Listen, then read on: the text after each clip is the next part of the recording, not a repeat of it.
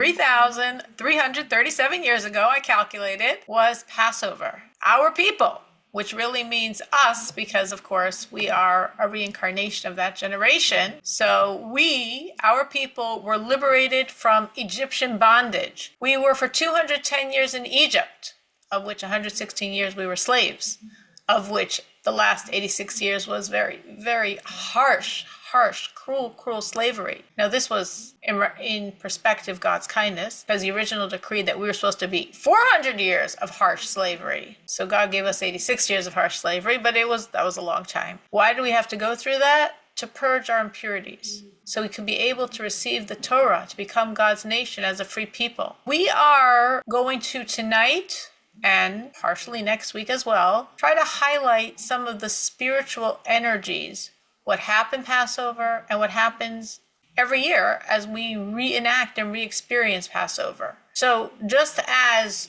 we say actually about the scroll of Esther, the holiday of Purim that we just completed, that the days are remembered and done. Meaning when we remember what happened Passover 3,337 years ago. Who knows what happened 3,337 years ago? The Jewish people. We know what happened then. So when we remember them, they are done. They are spiritually reenacted. Meaning the divine benevolence that brought the miracles in the past is reawakened by our remembering, thinking, discussing what happened then. And we have entered the most auspicious time for redemption, the most auspicious time for Mashiach. Today was the second day of the month of Nisan. Yesterday was the first day. Nisan is the month of the original Exodus from Egypt. That's why we're celebrating Passover. And Nisan, according to the sages, for that reason, right? It's the energy of redemption, is the most auspicious time for Mashiach. It's a time of miracles. It's a time of undeserved kindness. So when we are learning about Passover, when we are discussing Passover, when we are trying to reenact Passover, when we are doing that, we are not celebrating a historic event. No, we are not doing all this work and spending all this energy and time and money and effort to remember something that happened 3,337 years ago. We are doing this to create it now in our lives. The sages say that in every generation, on every day, we have to view ourselves as if we were just liberated from Egypt. Freedom is something that we have to constantly guard. Every day has its own Egypt. Every day has something in our lives that could be a power to undermine our freedom. Of course, the biggest threat to freedom is from within, from ourselves. When we believe that certain achievements we can never have, they're beyond us. If we have complacency, a belief, I can't reach that spiritual level, that spiritual height, that's Egypt. That's Exodus. That's self-limiting. Passover is the ongoing process of self-liberation. It's the holiday symbolic of the struggle constantly within us to create freedom, to live out our spiritual potential. That's why we have to remember, and we are told it is a commandment to remember the Exodus every day. Every day we're supposed to remember we left Egypt, because we need to personally leave Egypt every day. We have to escape our limits. We have to escape our temptations. We have to escape the obstructions that the world, life, my relationships, people in my world, my work environment, where I live, all of these could be obstructions in the way to my freedom, in the way to manifesting my spirit. Liberation from Egypt is liberation of the soul from the constraints of the physical environment.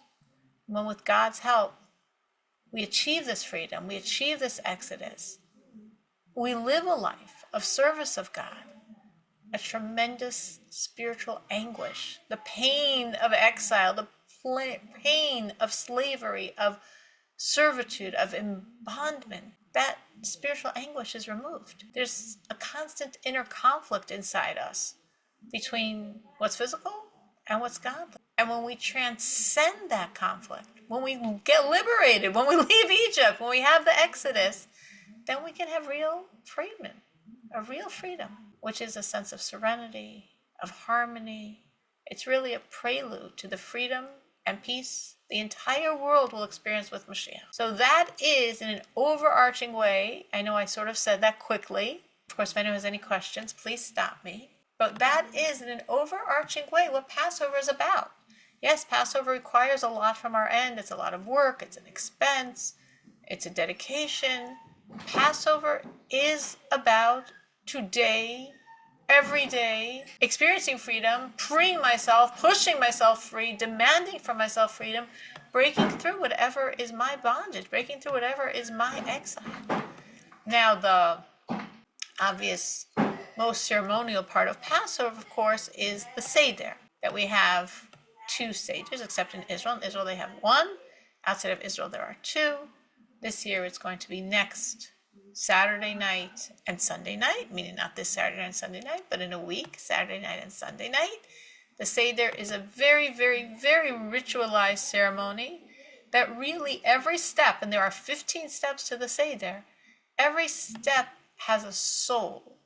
Every step is designed to help us achieve our personal goal of inner freedom.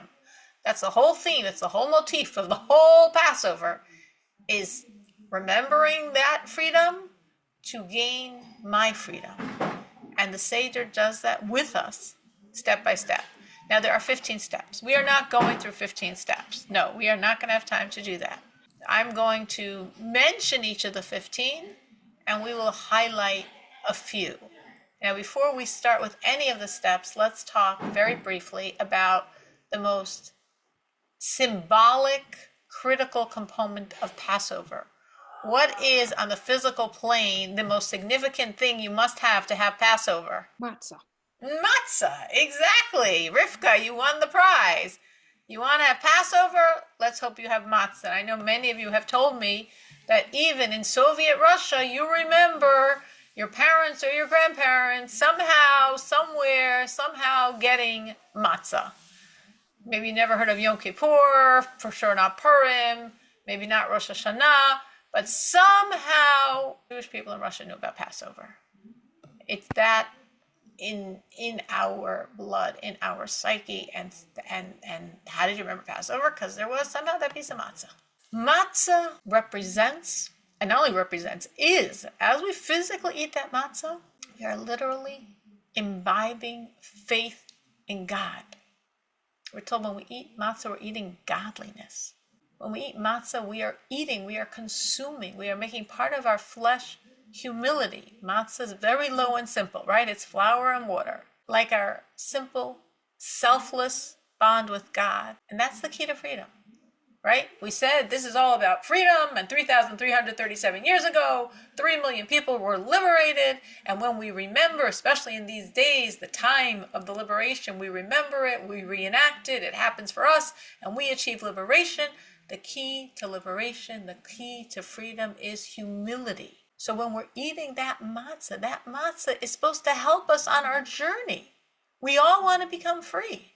So if I'm eating the matzah and that helps me ingest faith, ingest godliness, ingest humility, these are the tools. This is energizing my personal exodus. And we all need freedom, even in the 21st century, and thank God we live in America, and thank God it's, it could be a different time, it could be a different place. But we still could be slaves. We could be slaves to inhibition, slaves to fears, to habits, to prejudices. There are layers of ego that prevent us from expressing our true inner self. Layers of ego that prevent us from reaching our spiritual potential. Our souls can be imprisoned. They can be imprisoned in selfishness. They can be imprisoned in laziness. They can be imprisoned in indifference. We say Passover in the English, right? The Hebrew word is Pesach. Pesach. Passover, which is sort of a translation, is expressing that's what this holiday is about. The ability to pass over all the obstacles to inner freedom.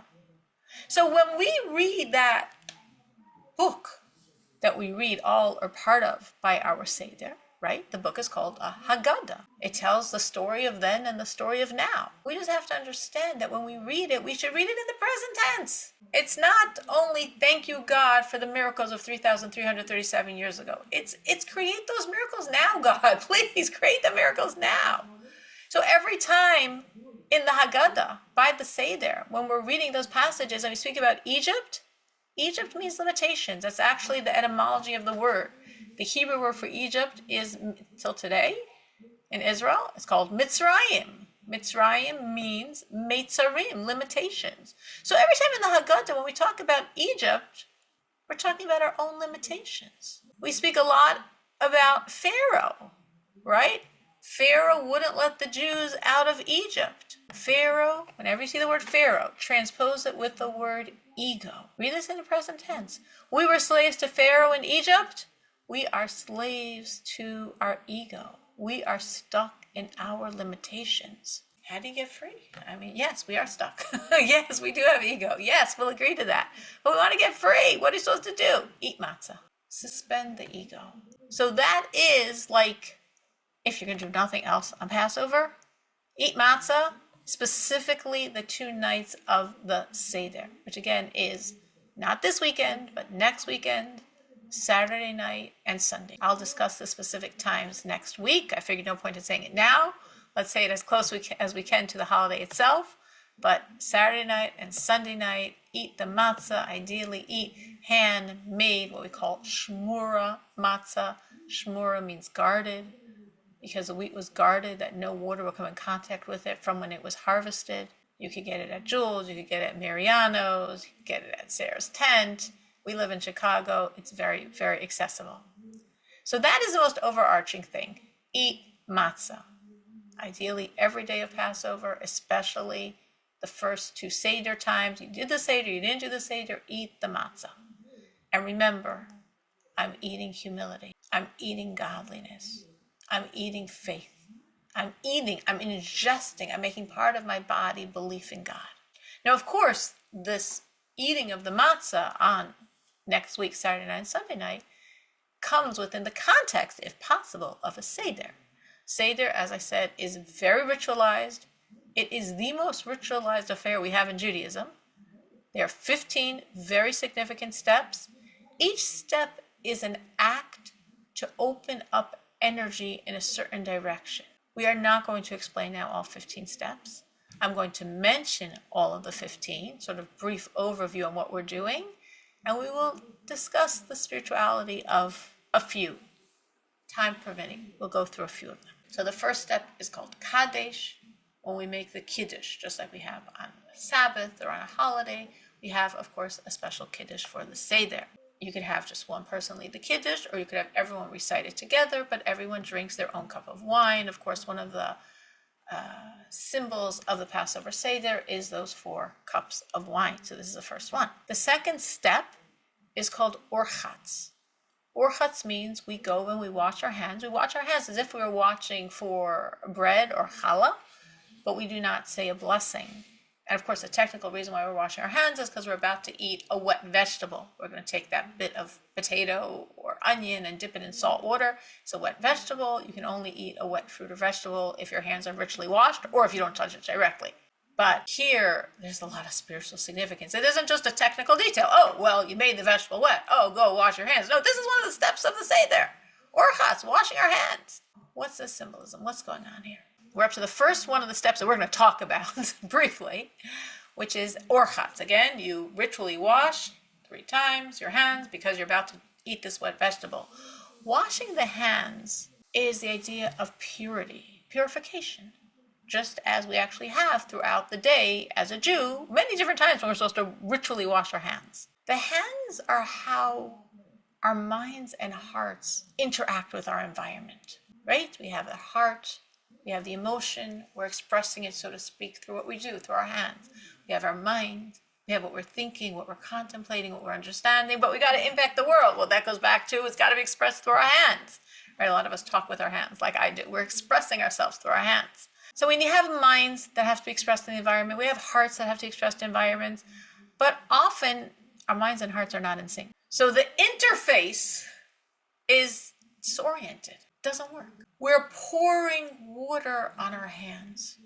Water symbolizes wisdom. We're pouring the water, we're pouring the wisdom to impact the emotions as expressed in the hands, to shape the interaction in our world, that it should be more godly, that our mind and our heart should be in sync.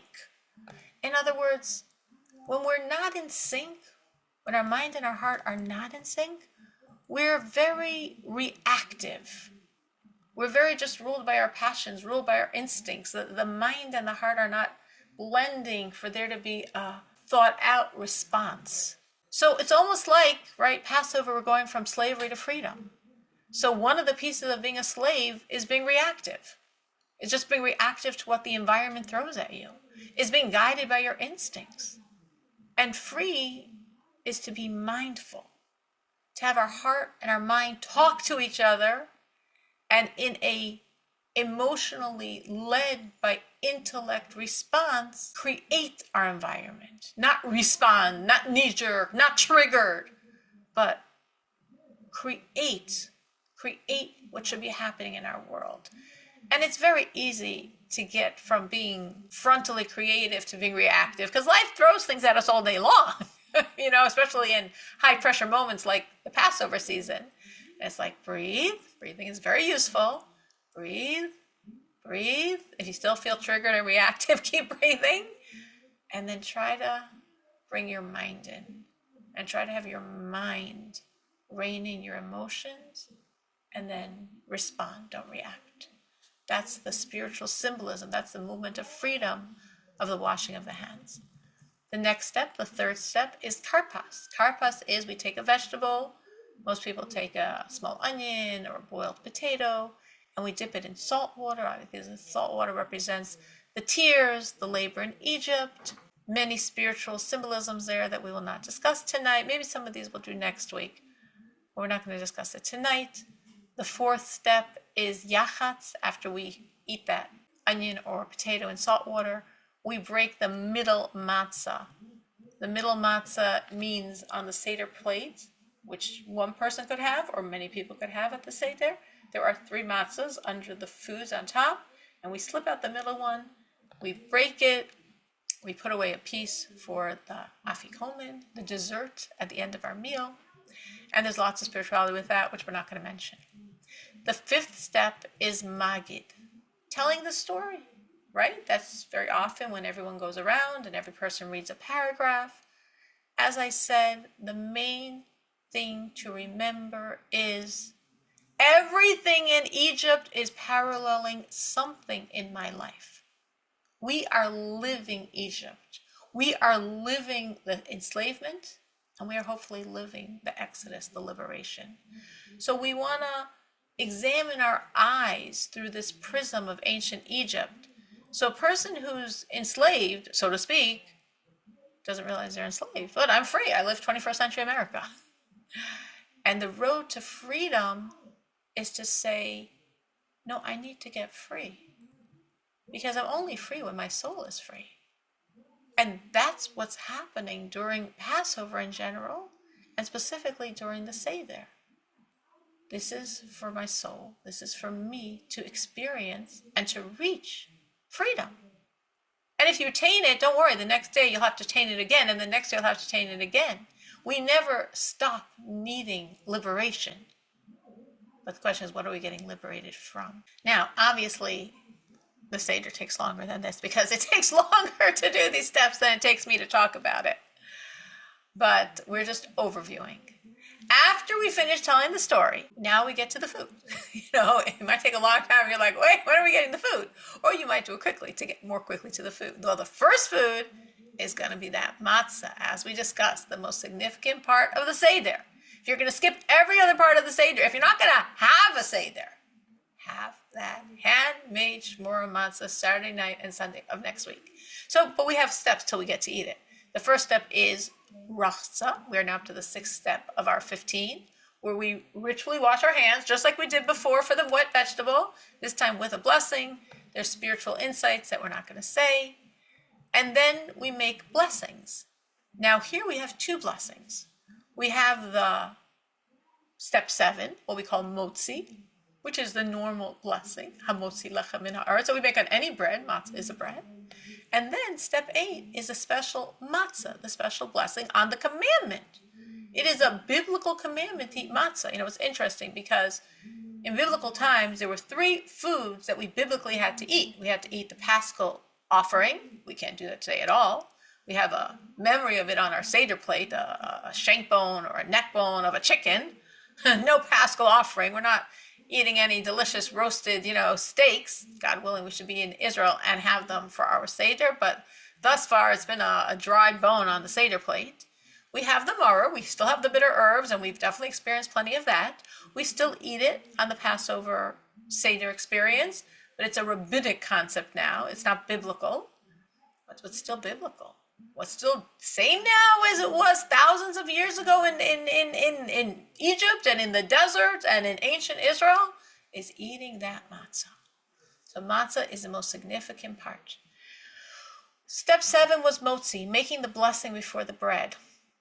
So just a thought to keep in mind as you're about to eat your matzah. When we're making this blessing on bread, we're taking what happens here. We're growing something. Then we make blessings on food. We put a seed in the ground and the seed decomposes. It loses its original form and then it begins to sprout. Then it begins to grow. This is us. This is our journey. You can think this every time you make a blessing. You don't have to only think this by the Seder before you eat the matzah. But of course, it's very, very appropriate by the Seder before you eat the matzah because a slave thinks like, okay, I'm stuck underground. I'm a rotten seed. My life is rotten. Everything is rotten. And free is like, no, I'm not rotten. The decomposing, losing my original form is because I'm going to grow. I'm going to sprout. I'm going to become something beautiful. So when I reframe my challenges in life as opportunities to discover who I am, opportunities to discover the strength of my soul, the strength of my character, movements, so I change, so I become different. I'm not a rotting seed. I'm not stuck underground. My life's not rotten. I'm growing. I'm beautiful. I'm strong.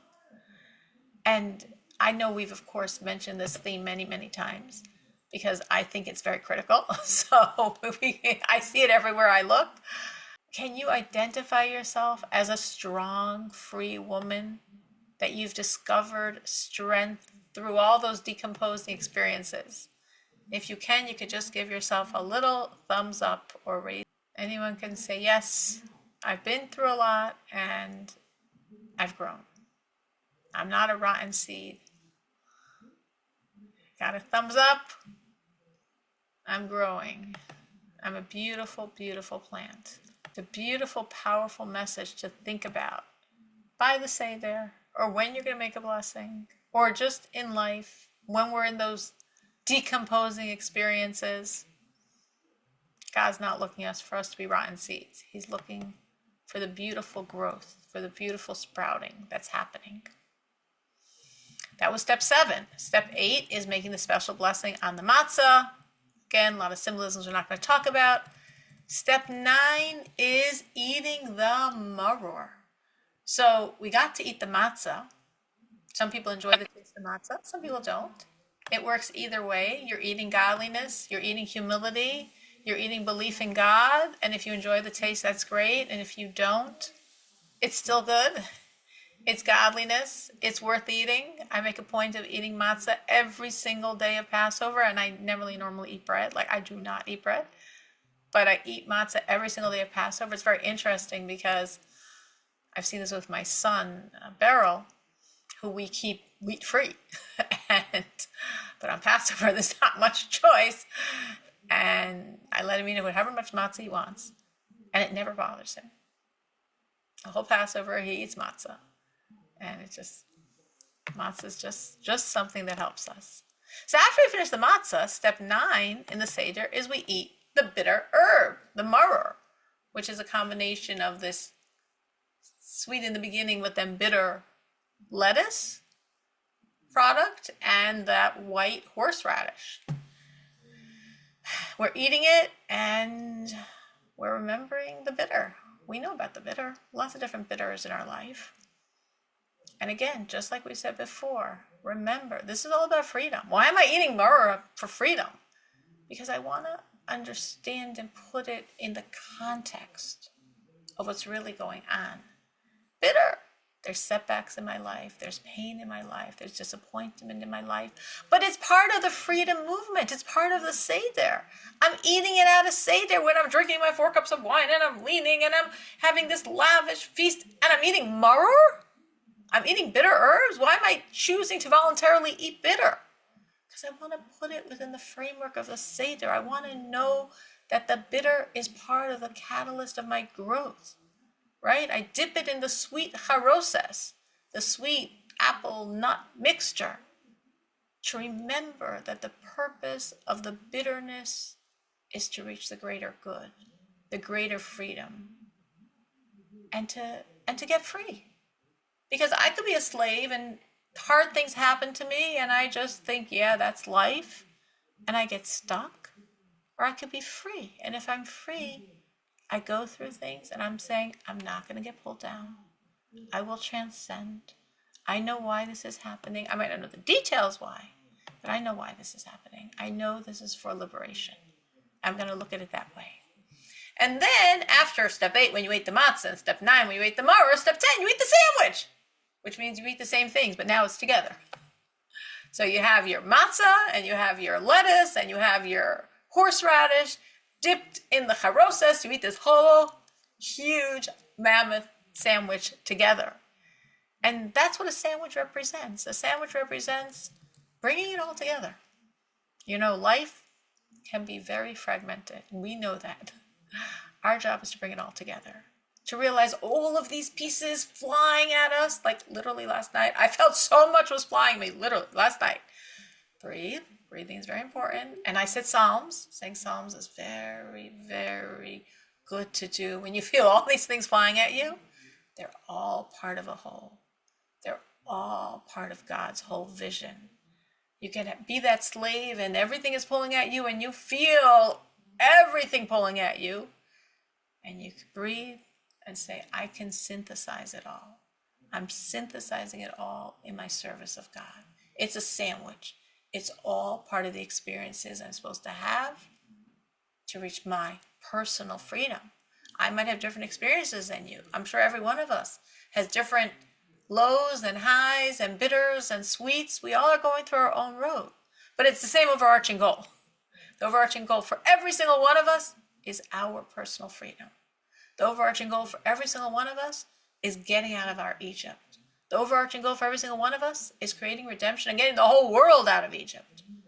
So my personal story will look different than yours. Probably all of our personal stories look different, but the themes are always the same. We're all in the same script. We're all going through the same thing.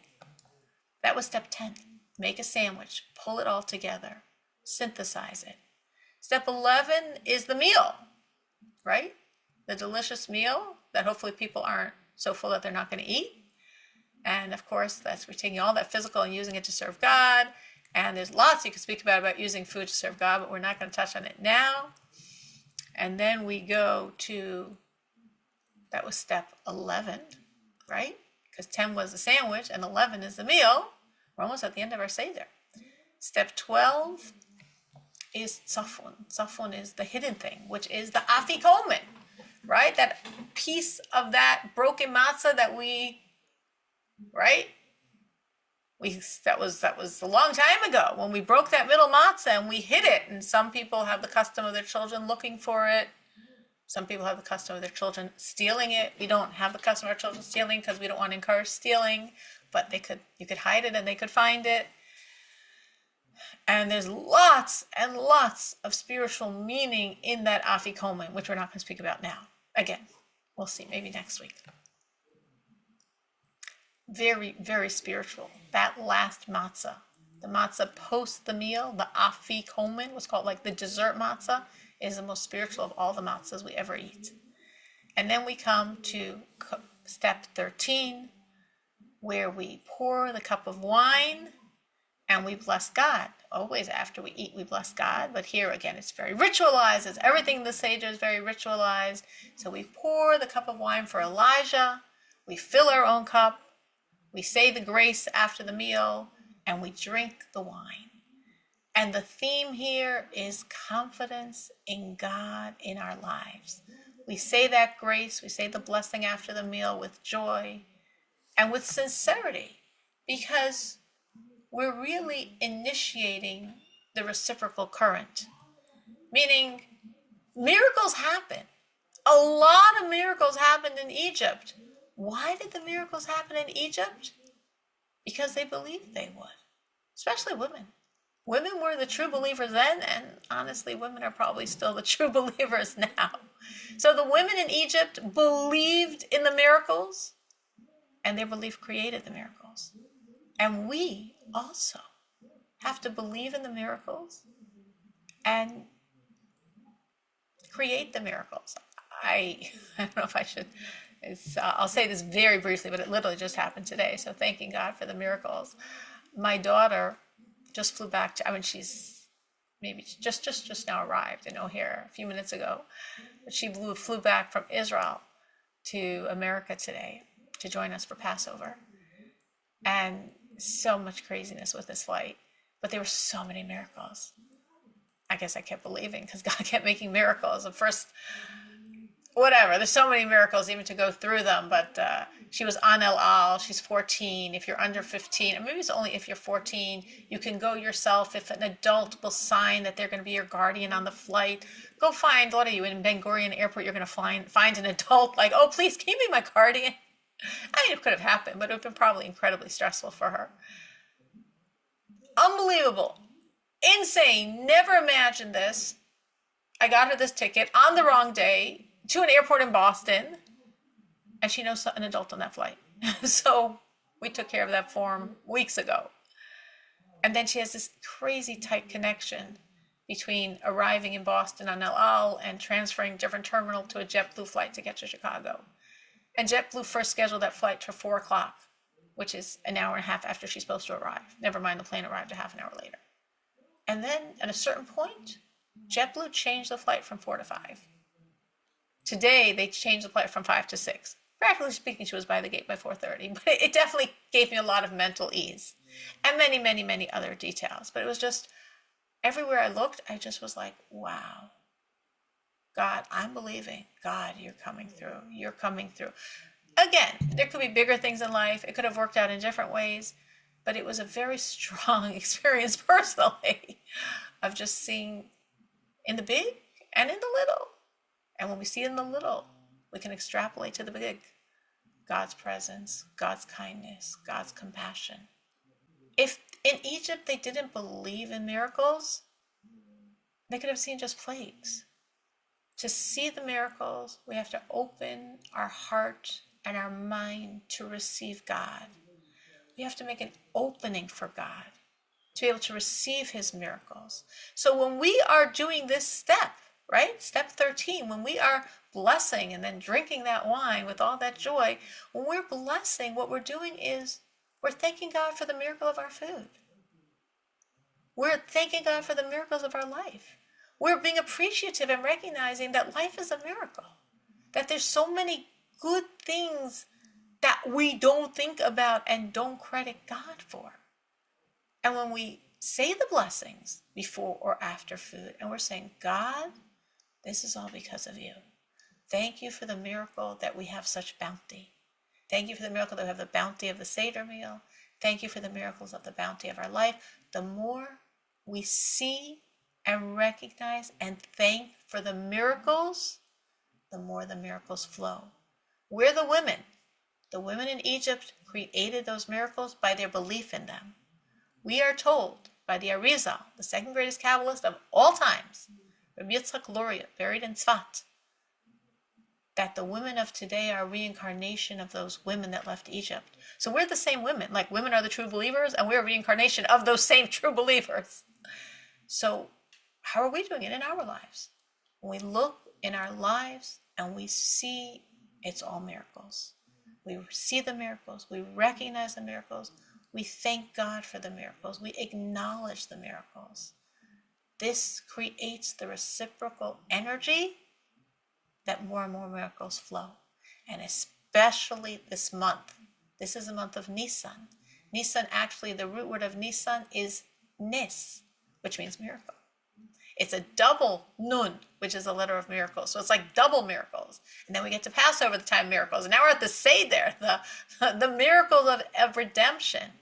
So it's a really special time to think, as we're saying, that grace to God, and just globalize it to thanking God for the miracles of our life. So I can say the grace with joy, and I can drink that wine with joy and with confidence that my acknowledgement and gratitude and joy, God's reciprocating with more and more miracles. That was step 13. Step 14 is the Hallel. We open up the door for Elijah. Very, very special, significant moment that we're not going to talk about tonight. And we praise God, and we discuss why God wants our praises, but we're not going to talk about that tonight either. And then we have Nirtza, step 15. Step 15 is one line. We say, next year in Jerusalem, which is, I guess, the most significant line there, right? This is all great. This is all wonderful. And God, we need redemption now. Now, the Seder is so intense, it's so significant, that many people erroneously think that after it's over, the rest of the holiday is like, yeah, whatever.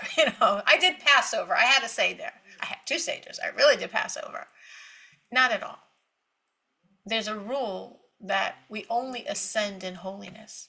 So with all the intensity of the first 2 days and the 2 Seders and the matzah and all the stuff we didn't talk about and the significance of the Afikomen matzah and opening the door for Elijah and so much going on, it just grows. It gets stronger and stronger and stronger. And the last 2 days of the holiday are even more intense in their energy than the first 2 days. Meaning Passover is an 8-day holiday. We have the first 2 days, which are holy days, sort of akin to the Sabbath. Many things we can't do, holy days, the first 2 Seders. And then we have 4 days that are almost like weekdays, not exactly. There are certain restrictions. And of course, we're only eating Passover food. And then we have the last 2 days, which again are holy days, the holidays. And those last 2 days are not like the PS addendum to the holiday. They're even stronger. Again, this year, the first 2 days are going to be Saturday night, Sunday, and then Sunday night, Monday. The last 2 days are going to be Friday night, Saturday, and Saturday night, Sunday. And those 2 last days are so important. The first of them, meaning the 7th day of Passover, Friday night, Saturday, is commemorating, it's actually the day of the splitting of the Red Sea.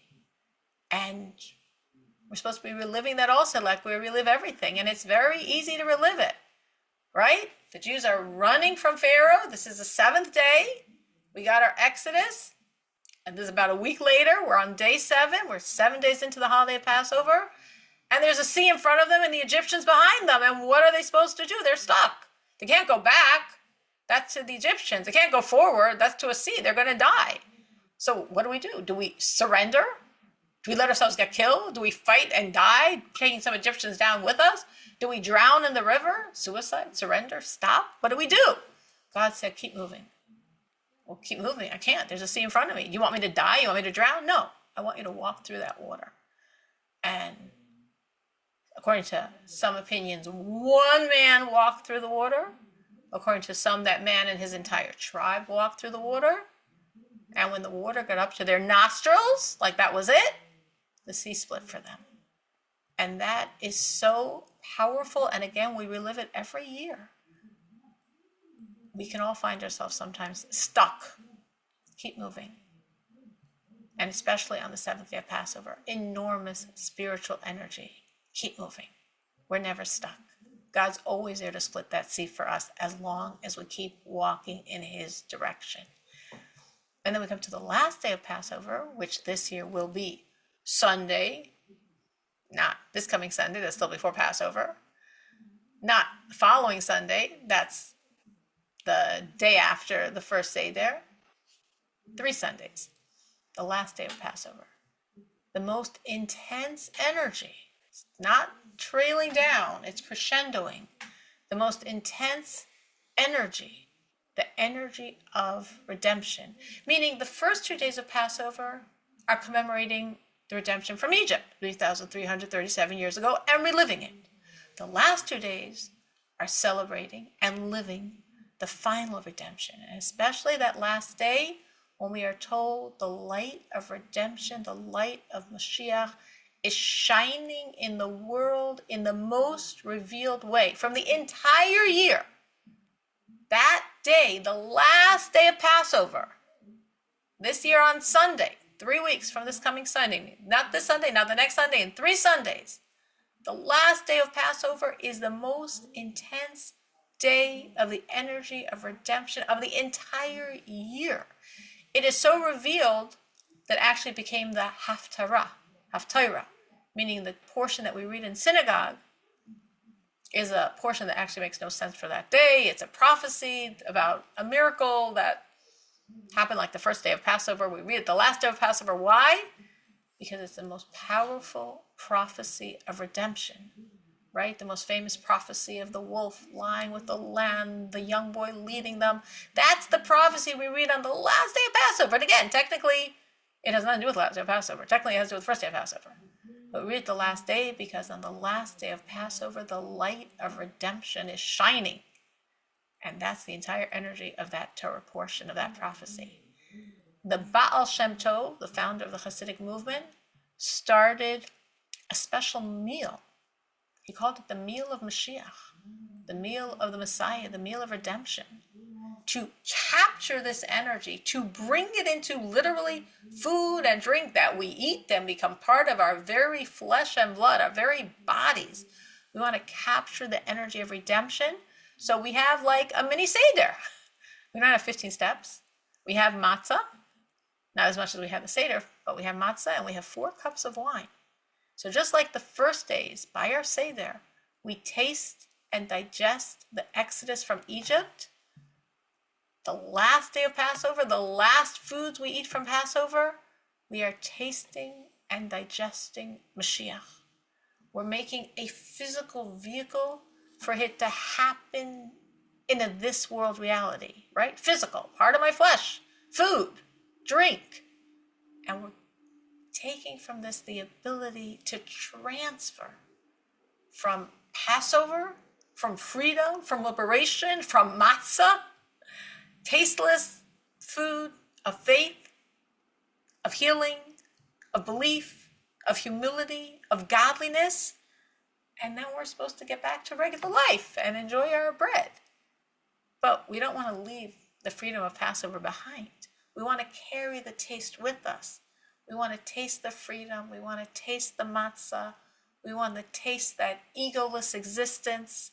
We want to taste that Mashiach every single day. So through this final mini Seder, the end of the day, this is in 3 weeks from Sunday, so we're talking about 4 weeks from now. It's a long time to remember this. The end of the last day of Passover, have matzah, have 4 more cups of wine, and carry the taste of Passover with you. That it shouldn't just be an 8-day experience. That you should really be able to live with that freedom, with what you attained and what you're going to keep attaining for the coming year.